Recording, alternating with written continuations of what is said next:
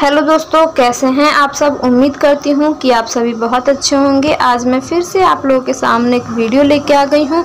आज का हमारा सब्जेक्ट है बिजनेस रेगुलेटरी फ्रेमवर्क, व्यवसाय नियम ढांचा। तो चलिए देरी ना करते हुए वीडियो को शुरू करते हैं। वीडियो शुरू करने से पहले मैं शिवांगी पांडे आप सभी का मेरे चैनल राजश्याम स्टडी पॉइंट पे स्वागत करती हूँ। उम्मीद करती हूँ कि आप सभी को मेरी आज की वीडियो पसंद आएगी। भारतीय अनुबंध अधिनियम 1872 क्या है? यह भारत का सबसे मुख्य संविदा कानून है जिसे अंग्रेजी शासन के समय में पास किया गया था। यह अंग्रेजी कॉमन लॉ पर आधारित है। आगे देखिए, भारत अनुबंध अधिनियम 1872 की ऐतिहासिक पृष्ठभूमि लिखिए।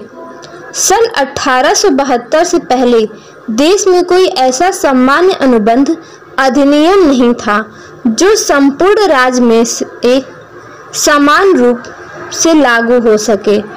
तीसरा विधि आयोग 1866 में वर्तमान अनुबंध अधिनियम का फॉर्मेट तैयार किया गया, जिसमें बहुत बार संशोधन एवं बदलाव के बाद सन 25 अप्रैल 1872 को भारतीय संसद द्वारा भारतीय अनुबंध अधिनियम के नाम से पास किया गया। आगे देखते हैं, भारतीय संविदा अधिनियम 1872 का उद्देश्य क्या क्या है। इस संविदा अधिनियम को ऐसे ही लागू नहीं किया गया था।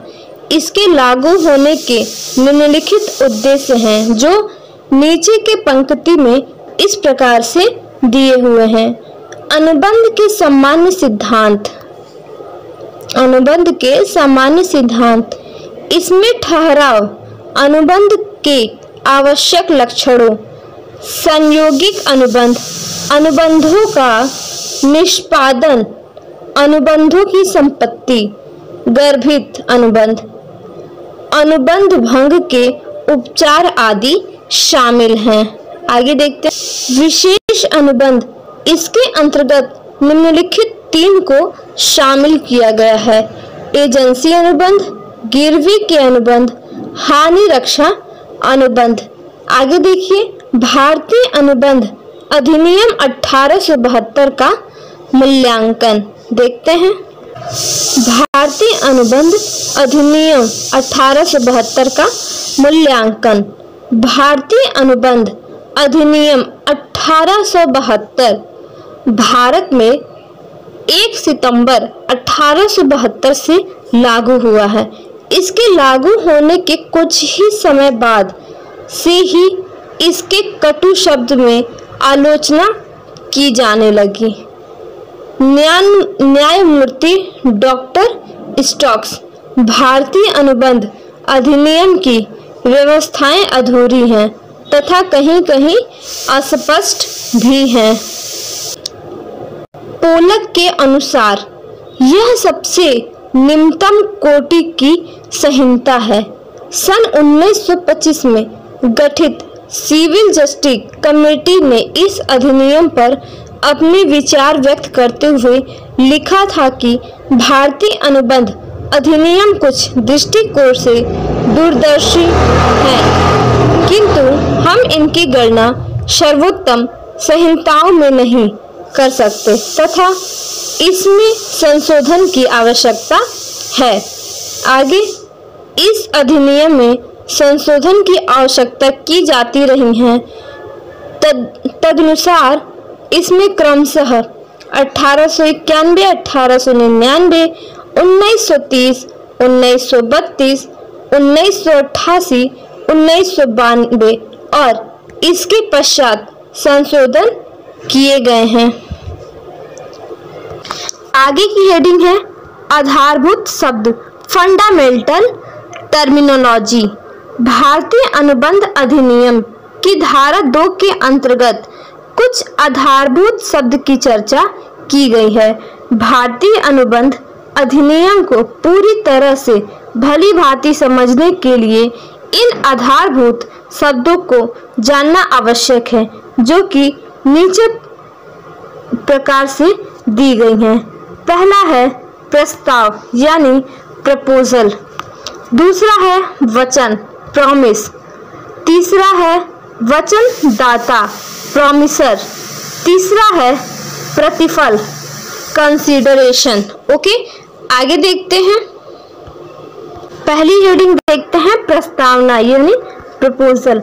जब एक व्यक्ति किसी दूसरे व्यक्ति से किसी कार्य को करने अथवा उससे विराट रहने के संबंध में अपनी इच्छा इस उद्देश्य से प्रकट करें कि उस व्यक्ति की सहमति और उस कार्य को करने अथवा उससे विरत रहने के संबंध में प्राप्त हो, तो कहेंगे कि पहले व्यक्ति ने दूसरे व्यक्ति के सम्मुख प्रस्ताव रखा। दूसरा है वचन। जब वह व्यक्ति जिसके सम्मुख प्रस्ताव रखा गया उस पर अपनी सहमति प्रकट कर दे, तो कहेंगे कि प्रस्ताव स्वीकार कर लिया गया। इस प्रकार के स्वीकार किया गया प्रस्ताव वचन कहलाता है। आगे देखते हैं वचनदाता। वचनदाता प्रॉमिसर वह व्यक्ति जो प्रस्ताव रखता है, प्रस्तावक या वचनदाता कहलाता है, और प्रस्ताव को स्वीकार करने वाला दूसरा व्यक्ति वचन ग्रहीता कहलाता है। आगे देखते हैं प्रतिफल। प्रतिफल जब वचनदाता की इच्छा पर वचन ग्रहीता अथवा किसी अन्य व्यक्ति ने ए को कोई कार्य किया है या उसके करने से विरत रहा है, अथवा बी कोई कार्य करता है या उसके करने से विरत रहता है, अथवा सी कोई कार्य करने या विरत रहने का वचन देता है, तो ऐसे कार्य को विरति यानी एब्स्टेशन या वचन उस वचन के लिए प्रतिफल कहलाता है। नीचे आप लोग ये जो क्वेश्चन देख रहे हैं, इंडियन कॉन्ट्रैक्ट एक्ट 1872 में कितनी धाराएं हैं? फिर से क्वेश्चन को देख लीजिए। इंडियन कॉन्ट्रैक्ट एक्ट 1872 में कितनी धाराएं हैं? इसका आंसर आप लोग मुझे कमेंट में बताएंगे। Thank you.